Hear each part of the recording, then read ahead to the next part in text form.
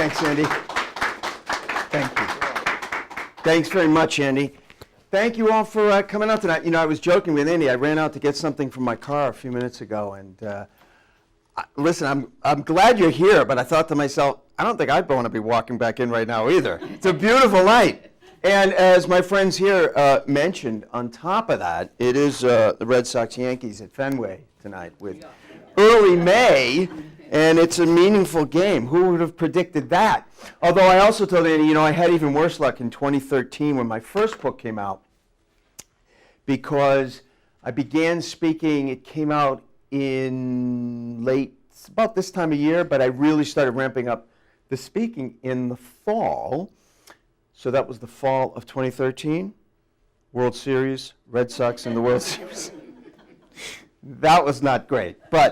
But unlike tonight, where the game starts at 7, the World Series didn't start till 8:30, so I was able to tell everybody, you know, as long as it started at 7, I'll have you home by first pitch.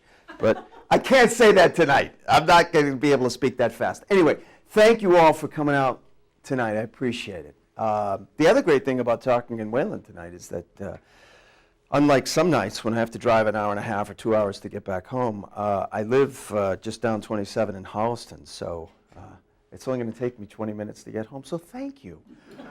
How many of you were at either of my first 2 book talks? Very good. Not enough, but very good. They get extra credit. We watch Chronicle all the time. Thank you. This is why I have my Aunt Helen come to every single talk. No, I'm kidding. We've never met, but anyway. Your name's not Helen, is it? No, okay. What would the odds have been? Anyway, thank you. So I'm going to talk to you tonight about my newest book, which is all about New England's general stores. And, you know, folks at Chronicle know that there are basically 2 kind of iconic New England institutions that in all my travels around New England, I can't pass by. One is a, you know, genuine old-time diner, and the other is a genuine old-time general store. Now, both have been disappearing over the last 20, 30 years, and you're wondering, why are we having a biology lesson? But, so why am I looking at a dodo bird? So this is an example of an endangered species that became completely extinct. Right? You will not find a dodo bird on the face of the earth today. This is an example of an endangered species that is not yet extinct, right? The white rhino, exactly. And so is this. Now, when it comes to the type of predators that sort of drove general stores to near extinction, well, dodo bird to near extinction, there you go. When it comes to the type of predator that has driven general stores, I should say, to near extinction, I'm going to tell you right now that none of our hands are clean. You may have consorted with one of these predators recently. We all have.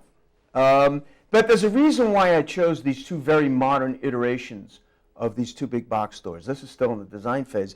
And the reason is to point up the fact that the demise of the general store is not a new phenomenon. Right? Very new stores, big box stores. Big box stores did not threaten general stores with extinction. They don't help, but they didn't threaten general stores with extinction. That happened long before the rise of the big box stores. In fact, when general stores began to be threatened with extinction, Sam Walton was still running things out of a single store in Missouri. So that's how far back it goes. It goes back more than half a century.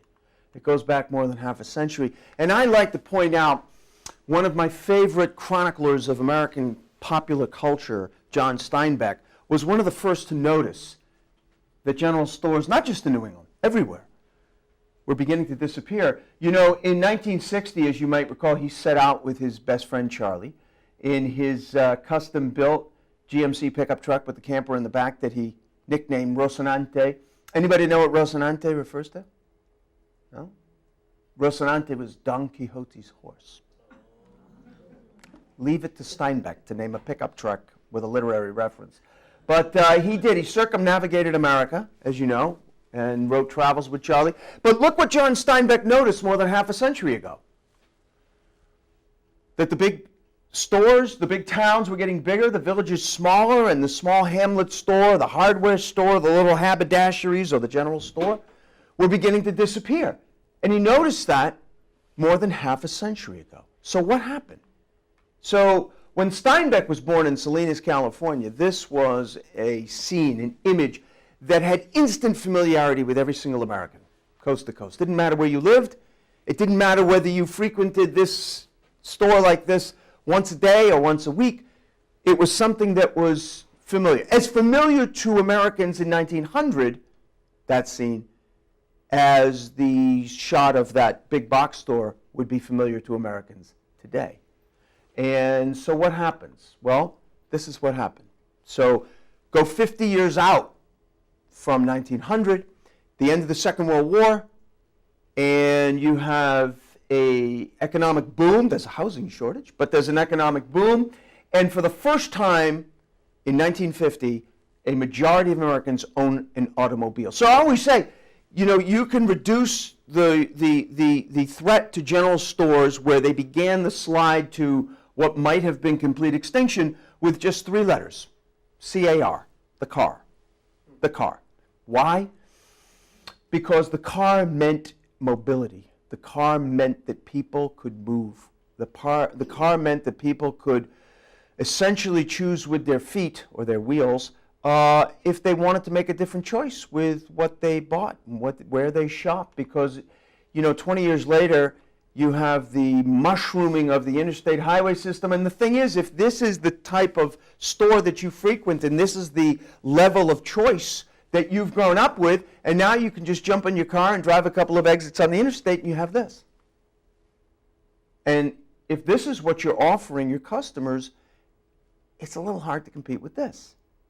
So a funny thing happened on the way to extinction. So we're setting this up that, you know, general stores were threatened with extinction, and indeed they were. They were. But a funny thing happened, and it's this irony that made me want to write the book. Because the very factors that threaten general stores with complete extinction become the same factors that help save them. And while that sounds like a paradox, it's the central irony of the whole book. Because by the time you get to the early 70s, late 60s, 70s, you have this mushrooming of suburbia, right? And this is California, but it's the same scene coast to coast. You have the mushrooming of suburbia, which goes hand in hand with the rise of the interstate highway system, with the increase in mobility, and now folks can move wherever they want for work. There's no sense of being hemmed in geographically anymore, right? So you go where you want. You have more and more two-parent families where both parents are working, or single family. The point is that the rise of suburbia does things to the American community. And while that's the first time I've said that word tonight, that's what general stores are all about, community. I would say the reason why general stores still survive has nothing to do with a single item that is on a single shelf in a single general store. It's nothing that a general store sells. It is what a general store means to people when they're in a real one. And by a real one, I mean a community gathering place. I always say, let me say, I always say at the beginning what this book is not, because it all has to do with being a community gathering place. So it's not a comprehensive listing of New England's general stores. All of New England's general stores, not in this book. What it is a group of stores that tell a story of why general stores still matter. Perhaps today more than ever. Every store in the book, there's about 50 of them, but every store in the book has been around for at least 100 years, and 3/4 of them have been around for twice that long, 200 plus years. They've been a general store in the same physical footprint all of that time, and they have never been anything but a general store. But the most important metric is that every single store in the book is a genuine community gathering place. You can't be a general store in name only. And I'm sure, we all pass, right? You're in the middle of East Oshkosh, and you pass a little package store or a little variety store, and it says, East Oshkosh General Store, right? But it's not. It's not. It's not unless it is an actual community gathering place that is central to that community. That's why general stores still matter. That's why they were saved from extinction. So back to this scene. So by the time you get to the late 60s and 70s, you have the rise of suburbia in a way that never existed in America before. And in these super communities, as I call them, you have a level of infrastructure and amenities that, as the boomers who are moving to them and inhabiting them, as their parents could only have dreamed about. Great school systems in many cases, great sports programs and athletic fields and programs and community swimming pools. But you know what? A lot of people in these super suburban communities, by the time you get to the late 70s, mid 80s, early 80s, it's hard to pinpoint exactly, but it's in that kind of 10 years, a lot of folks in these big suburban communities and the rise of suburban sprawl miss something. They may not, in many cases, they're not even aware of exactly what it is they're missing. But there's a yearning and they miss something. And again, irony of ironies, in these vast suburban communities that seem to have everything, you know what it is a lot of people miss? Community. So it turns out you can live cheek by jowl with your neighbor and still be lonely. Anybody ever heard of a book called Bowling Alone? Right. So it's, as you know, it is exactly this dynamic, right? And so at this point of time in America, by the 80s, the sense of community in a lot of places is being diffused. And a lot of people aren't even necessarily consciously aware that they're missing it, but they are. You know who did notice it? An incredible, I think, an extraordinary American who is not nearly well known enough, Ray Oldenburg. Ray Oldenburg, anybody ever hear of the theory of the third place? Yeah? So Ray Oldenburg is an American sociologist who in the late 80s, he spent 10 years doing this research, and in the late 80s, he published it in the form of this book called The Great Good Place. And what Ray Oldenburg found that was groundbreaking, and it has everything to do, I'm not going off in a windy dissertation about Ray Oldenburg's theory about the third place, but it has everything to do with general stores. Because what Ray Oldenburg found was that although we Americans think that we are incredibly mobile, and we may be, but nonetheless, however free as a bird and mobile we think we are, we still spend the vast majority of our lives, he found, in one of just three places. The first place, which is home, the second place, which is work, and the third place, that's where it gets interesting. So the third place is not one single place. The third place can be one of many different kinds of places, but the important thing is what all third places have in common. A third place can be a house of worship. It could be a place where you get your hair done.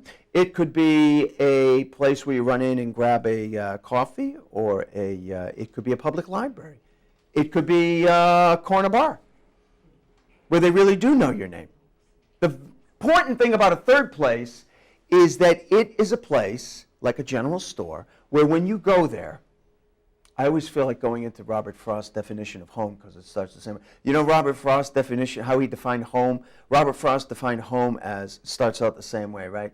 Home is that place where when you go there, they have to take you in. Right? That's it. That's home.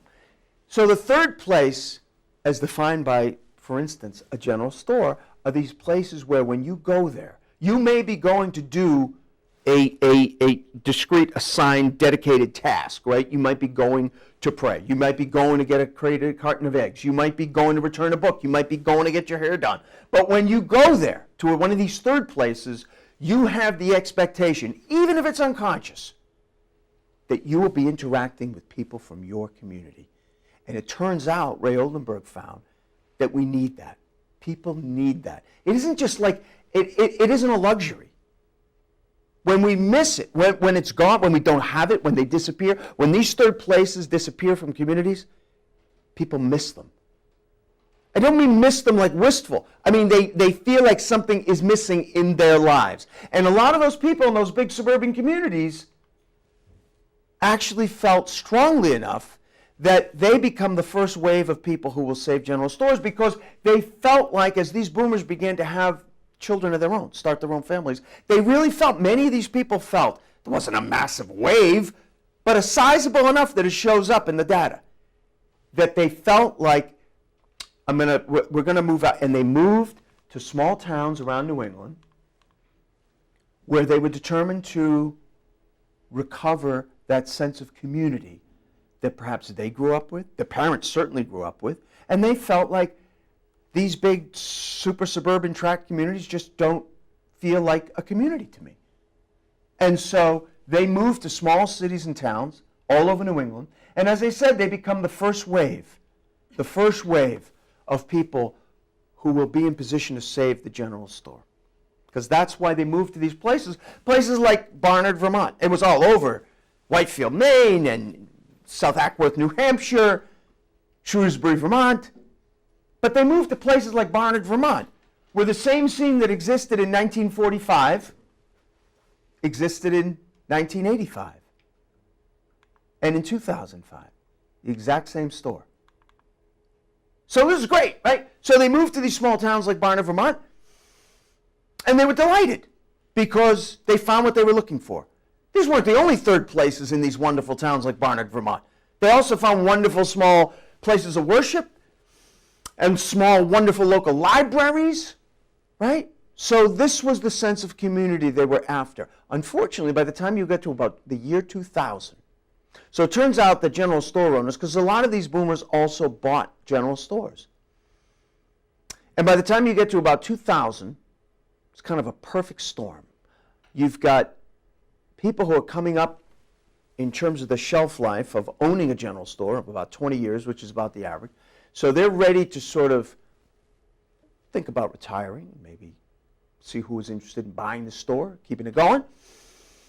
And then you have a terrible recession starting in the late 80s. So the economy's terrible. You don't have a lot of people coming forward to buy the general store. And a year later, you have a tipping point because in the wake of 9/11, around New England, tourism is off in many towns almost 90%. If you recall, nobody was traveling. Nobody felt like traveling that fall. And a lot of these stores closed. Wave of general store closings. And it really did seem, around 2000, 2001, 2002, it really did seem like the skids are greased and general stores are going to become a relic. They'll just all close. Who's going to, nobody's going to buy them. So it turns out for the first general stores to be saved, the first model of how to save a general store around that time period, right, was towns coming together, taking a village to save the general store. I mentioned South Acworth. It's a perfect case in point. There'd been a general store in South Acworth, New Hampshire, like as I said, most of the stores in this book for over 200 years. But by the time you get to 2000, and then 2001, the general store owners in this case had owned it for 37 years, well above average. But nobody wanted to buy the store. What are they supposed to do? Run it for free? So the store closed. And the people in South Acworth spent a couple of years realizing that the heart and soul of their town was no longer beating. And it felt like a terrible hole in the fabric of their community. And they realized the only way, if nobody's going to do it by themselves, was to come together and pool their resources and buy the store, which they did. And they formed a co-op, just like a food co-op. And just like a food co-op, they all went to work inside the store. They created a cafe, put in a set number of hours. You get a set discount on your groceries, right? They built a pizza oven out back years later, bring in more revenue. They do harvest dinners. They bring in visiting chefs now. And today, the South Acworth Village store is thriving like it never did before. You have chefs now that are scheduled years in advance to do those harvest dinners in South Acworth. And by the way, if you ever have a chance to go to one, one of the most delicious evenings you'll ever have. One of the most and the lights are on. I hope they don't go off anytime soon in South Acworth. But in North Shrewsbury, Vermont, which I also mentioned, a different story about how the village saved the general store, and all was good. This is a case where, unlike South Acworth, Mother Nature got involved. How's that? Well, when the time this picture was taken, Marjorie Pierce right here was in her early 70s. And at that time, her family, the Pierces, had already owned and operated Pierce's Village store, which is absolutely the heart and soul. It's the only thing in North Shrewsbury, Vermont. And but she was, 20 years later, she was in her early 90s, okay? And really, to be perfectly truthful, she wanted nothing more than to just take a little time off, get off her feet. Who could blame her? Woman's 95, right? Nobody blamed her. The problem was she wanted to sell the store, and nobody wanted to buy it. The hell's she supposed to do? So she had to close the store. And for the next several years, people in North Shrewsbury, Vermont were just devastated. Now, they didn't want to make her feel guilty, but nonetheless, they felt devastated. So Marjorie Pierce called up a friend of hers, Paul Brune. Paul Brune happens to be one of my very favorite New Englanders. He is the founder and executive director today of the Preservation Trust of Vermont, which is a really visionary organization. Started out doing what it does in Vermont today. It does it all over New England, all over the country. They help cities and towns hold on to their history, not out of a overdeveloped sense of sentimentality or nostalgia, but because they have the data to show now that municipalities that preserve their history, whether it's a historic theater or a historic shopping district or a main street, those places that hold on to their history, they have found and can prove it, have a much clearer path to economic sustainability and viability in the future than places that pave it over, knock it down, and then somehow hope that these big vacant lots will attract big development. Doesn't happen. So she called up Paul Brune, and she didn't want to talk about economic sustainability. Oh, well, in a way she did. She called him up. She said, Paul, I have to talk to you. So he jumped in his beat-up Prius, and he drove down from Burlington, because what else would you be driving from Burlington except the beat-up Prius? And she said, Paul, I need to reopen the store. And he said, Marjorie, dear, how are you going to do that? And she said, I'm not going to do it. You are. He said, excuse me? She said, I'm going to make you an offer. I'm going to give you the store. And I'm going to give you $10,000, which is pretty much all the money I have, but I don't expect to need it too much more. And he said, Marjorie, dear, well, the problem was the Preservation Trust does not own property outright, right? He tried to explain to her that's not what they do. What they do is they help cities and towns invest in their own future. They help cities and towns take over their own properties and become owners of their properties and their future. But as he said to her, he said, Marjorie, we don't own properties outright. It's not what we do, dear. And she said, piffle. Well, it went back and forth a little bit. But long story short, about 30 minutes later, Paul was back in his beat-up Prius making his way back up to Burlington, and the Preservation Trust owned its first piece of property outright. As Paul said, I couldn't say no to this lady. So he did come back down about 2 weeks later, and he met with the local historical group, which he had tipped off, like my friend Sally Deinzer there, and who heads it, and he had tipped them off that he needed to talk to them because they were going to play a central role, he said, in the running of Pierce's, now that the Preservation Trust had the deed to the store. And they said, well, great. And he said, well, by run it, I mean, you are going to operate the store. We're not going to have anything to do with it. And they were mortified because these were farmers and craftspeople. Somebody said, Paul, I make macrame. What do I know from running a store? And he said, well, we are going to mentor you folks, and they've done this before, and they did it again. And they learned how to operate a business. They learned about balance sheets. They learned how to order product and how to do inventory and how to promote the store. And they completely renovated the store and did an amazing job, I think. And look, it didn't go off without a hitch. I mean, there were plenty of hiccups along the way. In fact, just before they reopened in 2009, they went to the town and they asked for an additional $2,500 for an emergency generator. And there was a bit of belly aching. You know, more than one person said, well, Marjorie Pierce never needed an emergency generator. But they said, if we are going to be a genuine community gathering place, and the town will know and have confidence that through thick and thin and the worst that a Vermont winter can throw at us will be open, we need to be able to say with confidence that the lights will be on and will be open. So they got the generator, and they did reopen, and the beating heart of Shrewsbury, Vermont was beating once again, and all was good until 2 years later, when Mother Nature had her say.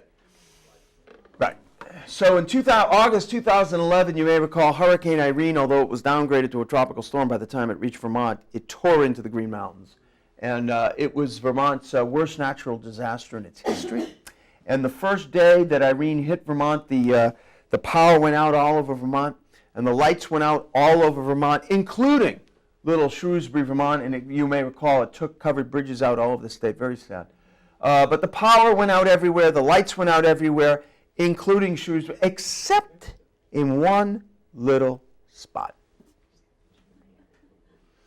Because in North Shrewsbury, Vermont, that crew trudged over in the wind and the rain and the debris, and they fired up that emergency generator, and the lights came on, and people trudged up that hill like zombies out of the night, and they got to Pierce's, and the coffee was hot, and the lights were on, and the Wi-Fi was working, and they were able to tell their relatives everything's okay, and nobody has bellyached about that emergency generator ever again. Now, we talked about a town saving the store, that these first stores were saved by a village, essentially.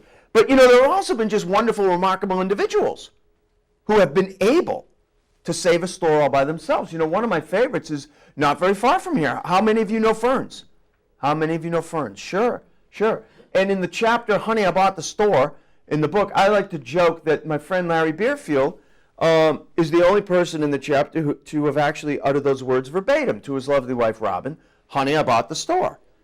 I told him, if I know Robin, Larry, you're very lucky she didn't say, I hope you still have the receipt, okay? Because we're not writing a store. But my favorite Honey, I Bought the Store involves Hollywood star Steve Carell, otherwise known probably as America's worst boss. But, Steve Carell grew up very close by here, very close. Acton. But I know what you're thinking. Now he's down in the South Shore sometimes. But he grew up very close to here, a couple towns over in Acton. And, when I interviewed Steve for the book, I asked him, where does your interest in general stores come from? And he said that when he was growing up there was a general store, long gone, but he said he was entranced by this general store. And he would go there. It turned out it was the first place that little Stevie Carell, as a little boy, was allowed to go on his bike by himself with his allowance and buy penny candy. Exactly. With a note. How many of you had the same experience? How many of you had the same experience? Right? I love asking that question because usually all the hands in the room go up. It was the same for me. Same for me. I grew up in Winthrop, right? Just to the east on the harbor, or as I like to refer to it, the charming little seaside town at the end of runway 27L. But it was a noisy childhood. But same thing. Got to ride my bike to Little Brass Variety Store, which was the first place I can recall I was allowed to go by myself and do business. And it was the same for Steve. It was also the same for his lovely wife, Nancy. Now, she grew up in the South Shore. She grew up in Cohasset. And she and her big sister, Tish, used to go on summer evenings in next door to Marshfield Hills, actually, where they would go to the Marshfield Hills General Store. And about 10 years ago, 15 years ago, Steve's sister-in-law, Tish, Nancy's his wife's big sister, went out to L.A. to visit Steve and her sister. And she told Nancy, who's right here, there she is, does that look like the proud owners of an old New England General Store? Not so much, right? And yet that's who they are. You are looking at the proud owners of an old New England General Store.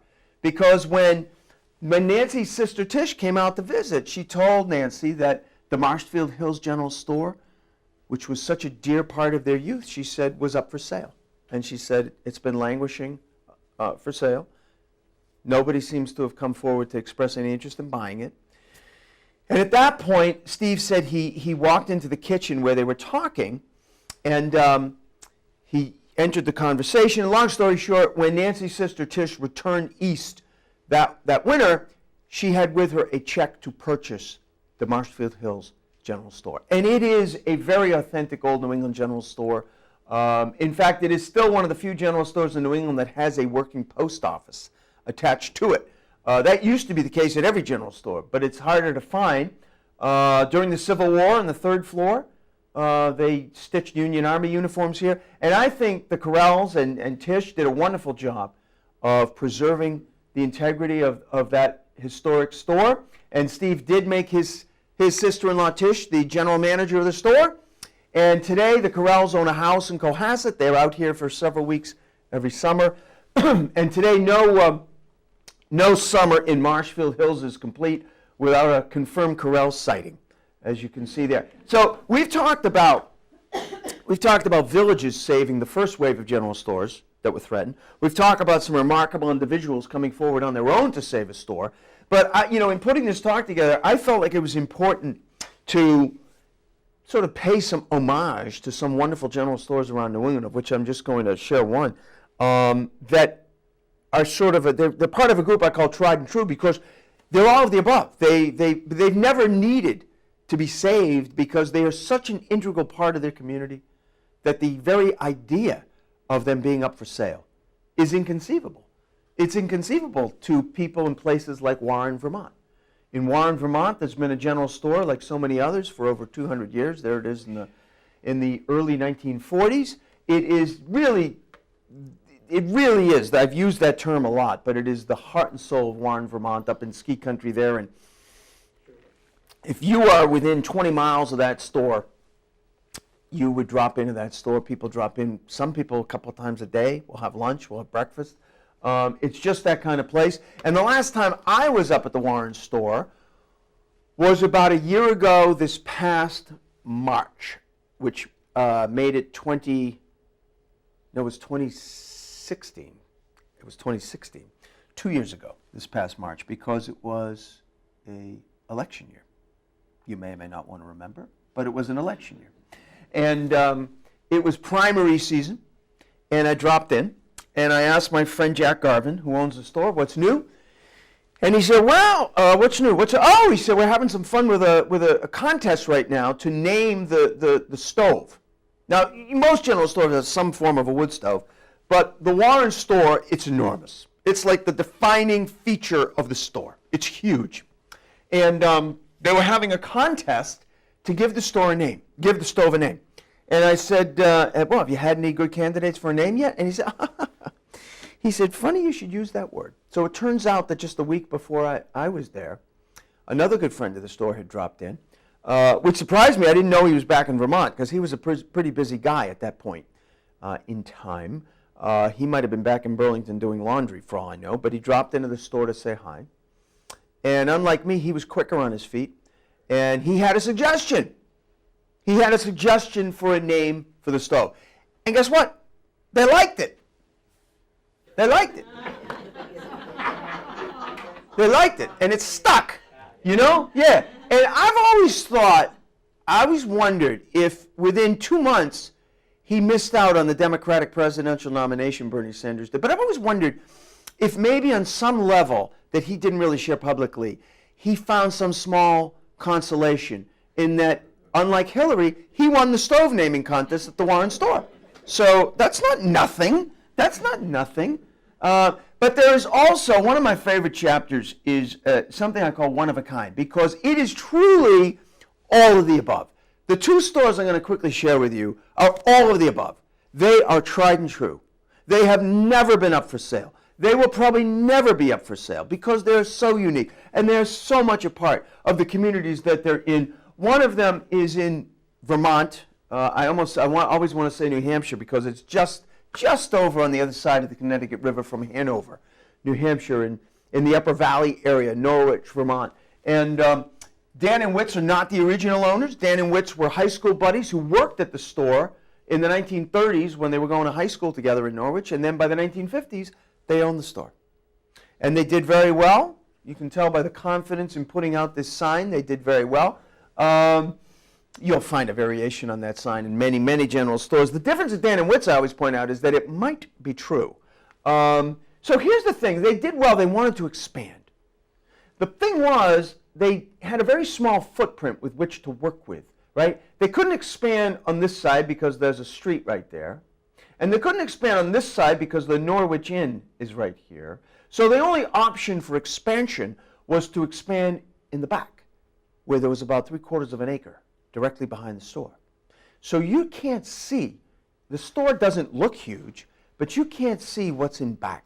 So when you walk in, this is what you see from the front door, right? I took that picture from the front door. So from the front door to where that guy and his son are standing at the cooler is less than the distance from where I am to the back wall, right? Not very far. However, if you walk just to the left of where they are, right, just to the meat counter, just a few feet away there is a doorway.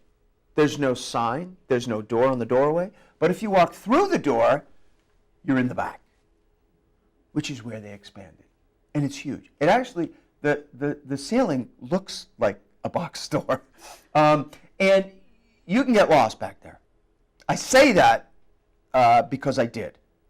The first time I was back there, I got lost. I was with Dan Fraser, who's the grandson of the original Dan, and it was a late winter day, and he said, listen, we're shorthanded, I got to go back out to the front, but you're welcome to walk around. I said, fine. And I did for a few minutes, and then I couldn't find my way back out. I kid you not. Every aisle I turned in, I said, this is ridiculous, you know? And I started trying to, like you would in the woods, right? They say, you know, focus on one tree. Get to that tree, focus on the next tree, right? So I was like, okay, focus on that flower pot, okay? I get to the flower pot, focus on the cedar, you know? But I still was like, I finally got out of there, obviously. And I said to Dan, I said, I just got lost in that damn back room. And he said, oh, happens all the time. So it turns out, they're prepared for this, it turns out that at Dan and Witt's, they have the commercial equivalent of the ski patrol. Now, you may know that the ski patrol at a ski area, you know, when the lifts close, you know, usually 4:30, depending on the time of year, they will, once the lifts close and skiers aren't going up the mountain anymore, they will send a ski patrol person down to flush out every slope and every trail, make sure nobody, God forbid, is left behind when it gets dark, right? They do the same thing at Dan and Witt. So every night at 9 o'clock, somebody goes out in the back and flushes it out, and I said, you ever find anybody back there? He said, like all the time. I said, oh, I don't know. He said, once a week we find some 10-year-old kid back there. I said, that's terrible. He said, no, you know what's really terrible? He said, usually we know for a fact their parents left an hour ago. I'm just reporting. So my other tried and true is even more unique. In Windsor, Maine, Harlan Hussey, looks like Hussey, he was a German immigrant, pronounced it Hussey, and he also, like Dan and Witz, did very well. And by the 1950s, he was able to enlarge his little tiny one-story general store into this 3-story colossus that is the central point of Windsor, Maine. 3 floors, there's a basement, there's a first floor, there's a second floor, and what makes Hussey's really unique is that it sells something in a particular combination that is unique in all the world. If you want, this is the sign, when you walk in on the first floor, you will see this guide sign. For maximum impact, start reading from the bottom, okay? So nothing surprising so far. Wood stoves, home and gardening, plumbing, electrical, paint, hardware, camping gear, fishing, hunting supplies, guns, bridal gowns, clothing. Whoa, what? Right, bridal gowns. So Hussey's of Little Windsor, Maine, in the middle of nowhere, is apparently, we have found, the only general store in the world where you can buy the combination of guns, gowns, and beer. Guns, gowns, and beer. Or basically, one-stop shopping for a shotgun wedding. I'm not kidding.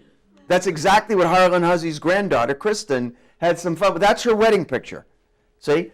And so she posed under the sign, and there's the lovely bride holding a bridal bouquet, a 6-pack of Schlitz, and the groom is holding a brand new 12-gauge. Now, lastly, just to get a little bit serious for a moment, you know, I changed this a little while ago, a few months ago, because every night, and I will tonight too, although it depends if you want to get back by the 3rd inning, but I will tonight too, which is I'm happy always to take a question or two, right?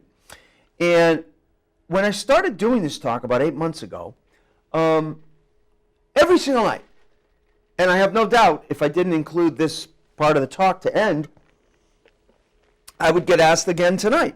Was anybody thinking of asking me if I had a favorite general store?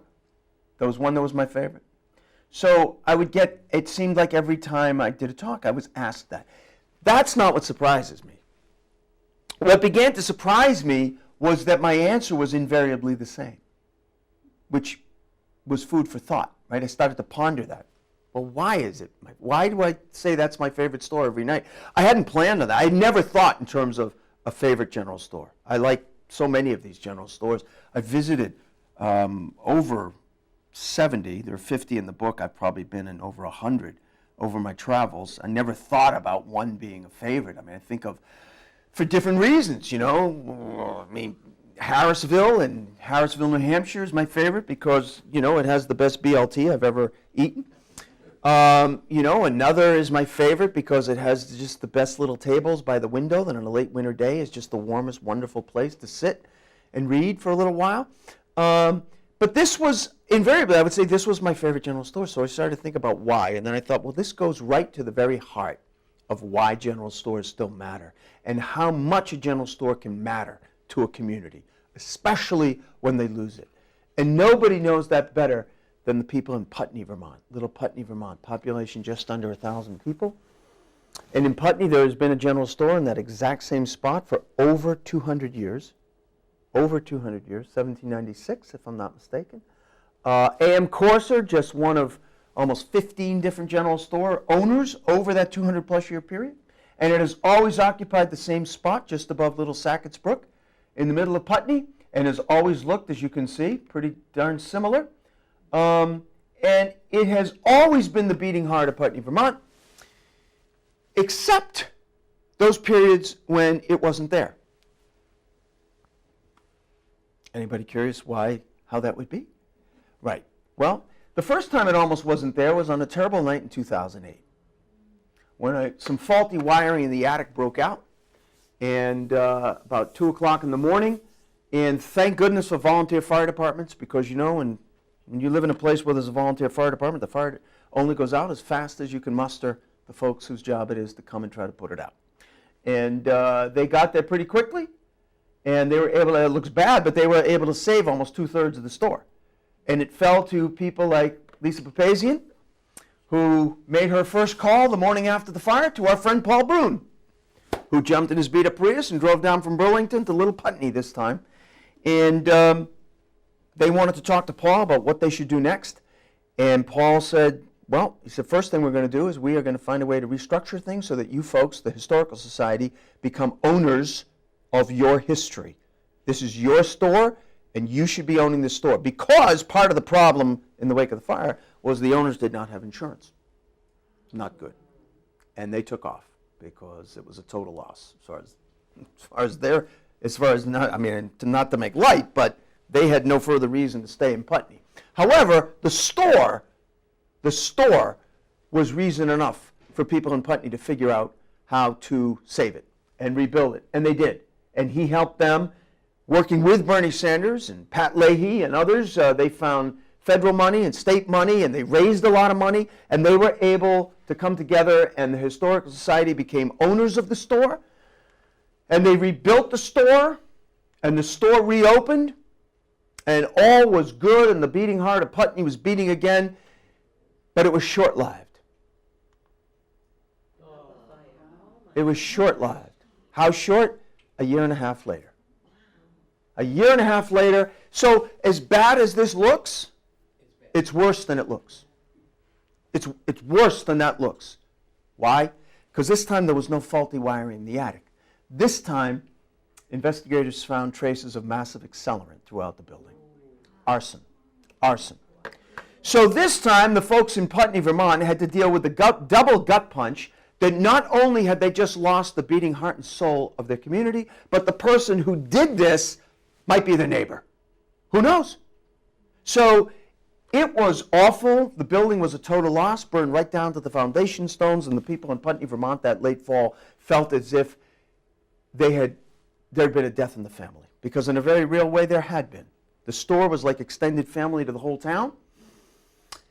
And it fell to Lisa Papazian to once again call Paul Brune, and he once again drove down to Putney. But this time, he was much more pessimistic.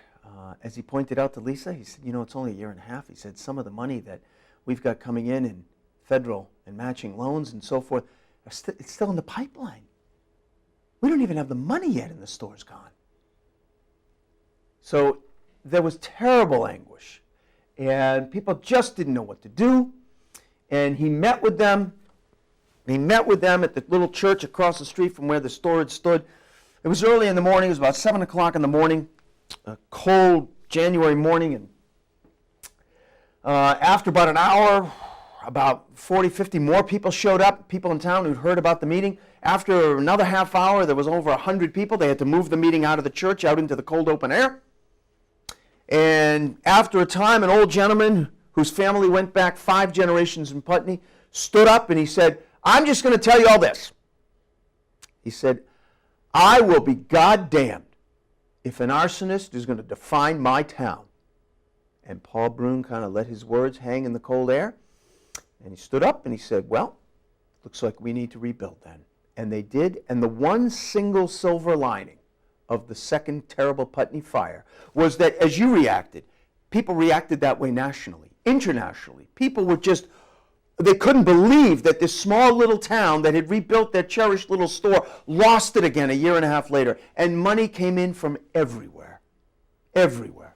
And they were able to rebuild the store, this time completely with donated labor and time, and all was wonderful again. They still needed someone to run the store, right? The town owned it. They needed someone to run it. They found a wonderful, wonderful person, local pharmacist whose family had emigrated here, and he felt like the store had been like extended family to his family, and he said, you know what, if I can run the pharmacy, my pharmacy, out of the second floor, I'd be happy to run the store. And they said, great. They said, great, and he opened up his pharmacy on the second floor, and all was wonderful until January 1st last year, when this lovely little man died. Yep, and to make matters worse, neither of his 2 kids wanted anything to do with running the store, and the store closed again. But there's a reason I call this store the Phoenix. But Paul Brune, this time, he called Lisa Papazian, and he said, Lisa, I know you closed the store again. I understand, I sympathize. But he said, I'm going to tell you something I've built up from years of experience with things like this. He said, you know, the longer that store stays closed, the longer the road back to reopening will be. Mark my words. He said, you've got a bunch of people in that historical society now. He said, what do you have, more than 40 people? He said, yeah. He said, well, why don't you each put an hour a week, okay, and reopen that store until you can get someone to run it. And they did. And they reopened last May, and it is beautiful again. And it is, as Paul puts it so well, truly about perseverance. And just as I close, I feel like it wouldn't be right to finish this talk. And by the way, you know, we're talking about general stores being saved. It's not that there haven't been casualties, and there have been significant stores that have been lost. And recently, how recently? Well, just 6 years ago, the most famous general store in America, Gray's, in Adamsville, Little Compton, Rhode Island. When the time it closed, it was the oldest continuously operating general store in America, 224 years, or just less than 20 years than the country itself had been in business. So, and more recently, how recently? The Monterey General Store. The Monterey General Store is in the book. Why is it in the book? Because when the book went to press last fall, it was still open. Now it's closed. So it's a precarious existence still. But the reason why I like to point out the new breed of general store owners is that without this new younger breed that is interested in owning general stores, there wouldn't be a single store that's in that book still open in 20 years. I'd be willing to bet anything. Bet anything. The reason is that there are young people now that are interested in running general stores. And believe it or not, many of the millennials, under 30, and it might not be a generation, I always say, you know, curiously, that a lot of people would think would have the same feeling about community, perhaps, in the same way that their parents or their grandparents do. But a lot of them do. A lot of them do. My favorite in Whitefield, Maine is Taryn and Ben Marcus. Perfect example of this new breed. They may look more like general store owners, but don't be surprised. That's deceptive. They're farmers. No interest ever in growing up and becoming adults, in being in business and running a store. They met at agriculture school in Washington State. They moved back to Whitefield, Maine, because that's where Ben's family was from, and they hoped to be able to afford a few acres of land to farm, but they couldn't. They kept looking, but they couldn't. And finally, a guy came up to them one day and he said, I'll tell you what. He said, I will make you a crazy offer. He said, I will give you 5 acres of prime farmland. They said, what's the catch? He said, the catch is, on that prime farmland, there is a long-closed, defunct general store, Sheepscot General Store. He said it's been closed for about 25 years. I've always thought I would reopen it, but I don't think I am. But if you will reopen the store, the land is yours. And they did. And they did, and they farmed the land, and they got great organic produce, and they started selling it in the store. And then after about 6 months, they looked at each other, they said, you know what if we, instead of driving the hundreds of miles a week that we have to do like every farmer, for the most part in New England, to hit every single farmer's market that we can every week, what if we could find someone to open up a little cafe, a kitchen at the store? And they did. And they did, and they sold and cooked with their own produce, and they started opening up all kinds of new little things at the store, which I grant you, if you're a general store purist, okay, or you had Lastman and Sheepscot General Store 100 years ago, I grant you, you would wonder, what the hell is a wine tasting doing in my store? And what is an open mic? In fact, what's a mic? Right? I grant you, yes. But you know what? These are the things that keep Sheepscot General Store open today. Because what the new breed of general store owners understand is the same thing that good libraries understand today. They're not the libraries of your... You know, one of the dirty little secrets of libraries today, and I'm passionate about public libraries, but one of the things that libraries know today that is kind of like a dirty little secret, which is that public libraries in general, are not so much about books anymore. You have many different ways to get books to read. Libraries are one of them, but it's only one of many ways you can get a book. And for a lot of people, they're not even thinking books when they come to libraries. They're thinking of the other kinds of services and programs that libraries, the good ones, understand they need to offer today. There are libraries in Massachusetts that rent kayaks in the summer and cross-country skis in the winter. There are libraries where you can rent a tool for the weekend, task, job you're doing, right? Now, you would have walked into a library 100 years ago, what? But that's what they understand today. That's what general store owners understand today. You have to serve the community you're in. And Ben and Taryn Marcus understand that like few others. And now today at Sheepscot General, yes, there's wine tastings, there's an open mic night, there's yoga classes, there's child care. They opened a small lending library, and it's popular again with young and old. And it gives hope, I think. And what could give more hope about the future of general stores than the reopening of Hope General in 2016, that this new breed, I think, does give hope that general stores will be preserved as these quintessential third places in American life into the future. And that is New England's general stores. Thank you. Thank you. So, true to my word, I'm happy to take a question or two, if anybody has a question or two, but now you don't have to ask what's my favorite general store. Yes? Well, the reason why general stores are lasting today is called entrepreneurship. Well, the good ones, that's why they last. That's right. Right, the bad ones don't, because that's lack of entrepreneurship. Right. But you know, it isn't just about entrepreneurship. It really isn't. I grant you, that's easily 50%. Because I always say with general stores, you know, it's funny how much books and libraries I find overlap with general stores. If you say to the average person, do you like good old bookstores? Who doesn't like a bookstore, right?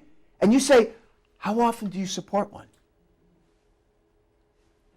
That's the look, right? Well, guess what? You don't support them, they go away.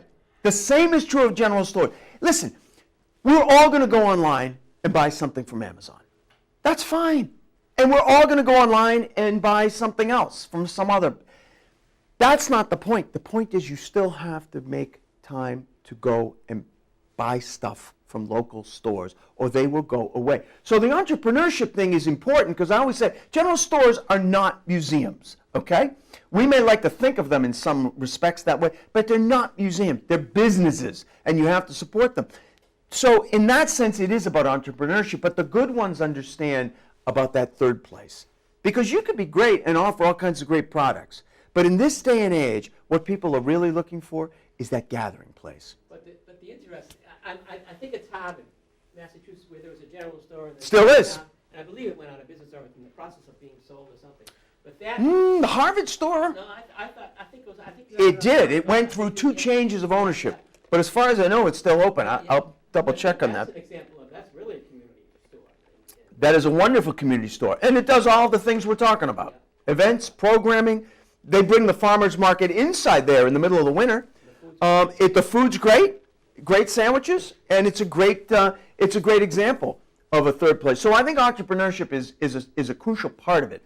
But you won't find any general store that's in business today that's a true community gathering place that today doesn't offer food. That's the part that people have realized what you need to do to get people to tarry, get people to come in and have a reason to stay for a bit, is to get a cup of coffee, get breakfast. Yes, ma'am. I'm just curious whether in your book, you've only looked at stores that are called general store, or have you included some others with different names that actually are a general store of sorts? So, right. So there's basically two names that these kinds of places go by.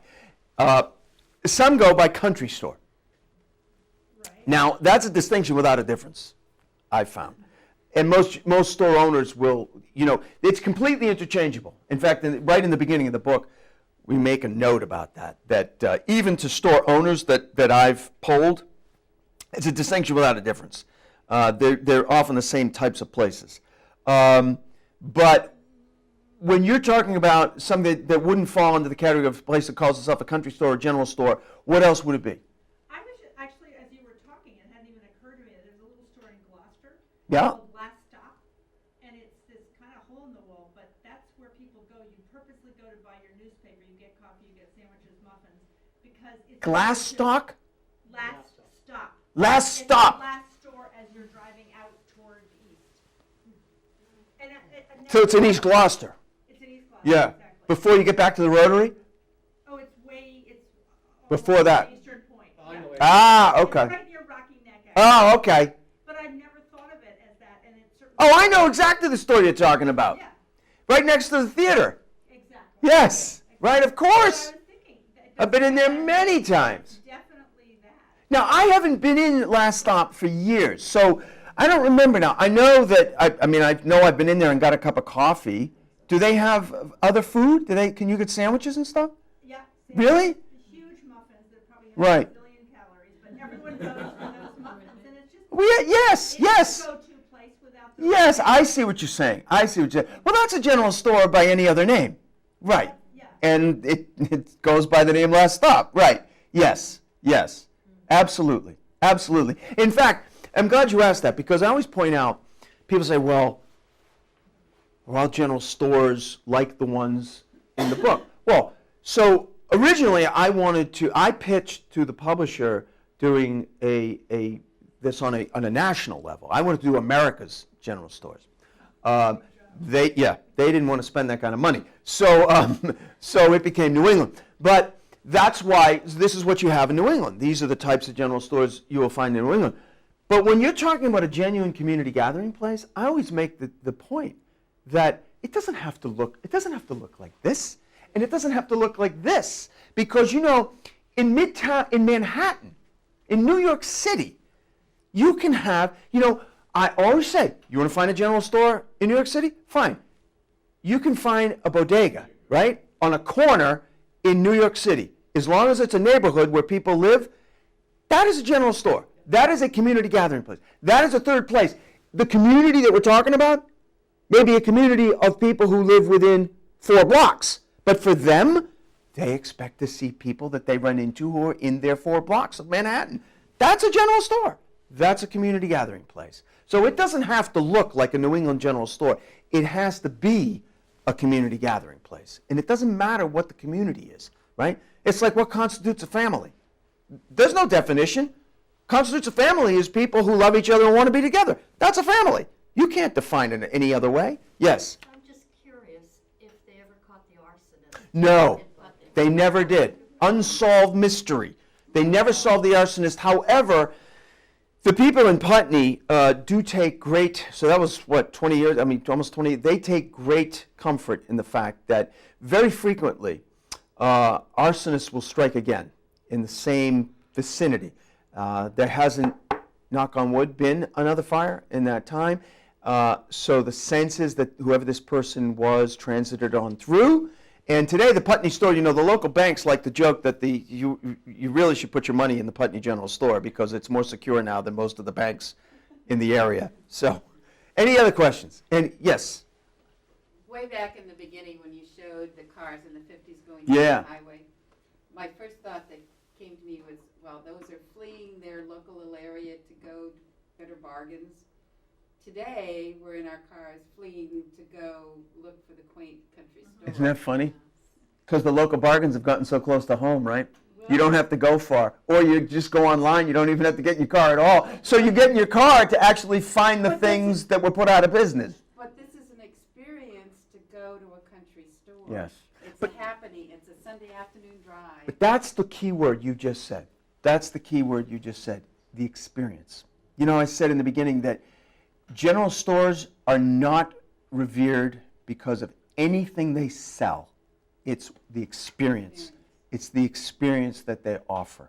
It's like any third place, right? It's like any genuine third place. You can't replicate it, and you certainly can't find it online. You can find a great deal on Amazon for what you're looking for, right? But Amazon will never be able to offer a community gathering place. So, anyway, you had one last question. Yeah. One of the most unusual gathering points, I think, in Metro West is Casey's Diner. Ah, I love Casey's I Diner. mean, that is Yes. a gathering point. Yes.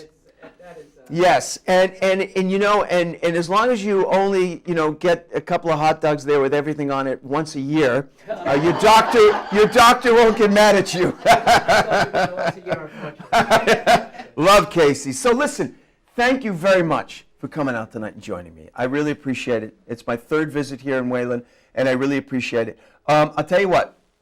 I am going to set up shop over here. We'll turn the lights back on. I'll be over here. If you would like to purchase a book, I'd be delighted to sign one for you. I not only have my newest book at General Stores, but I have my last book, Wicked Pissed, all about New England's general feuds. All about, it's a general look at, and there's a whole store of them in here, but including Red Sox Yankees. But, and my first book, New England Notebook, which is my only hardcover, but it is a collection of all my favorite stories culled from my 25 years of reporting around New England. So if you'd like to buy one, I'll be over here, whether you buy a book or not. I have a sign-up list right here for my newsletter. So if you would like to get on my newsletter, I can promise you, you will get no unwanted spam from me. In fact, if you give me your email address, there's a 50-50 chance you'll never hear from me again. But I shouldn't say that. That's not good entrepreneurship. You will hear from me. Anyway, thank you very much for coming tonight. I'll be over here. Thank you. Bye-bye. Could someone hit the lights in the back? Thank you.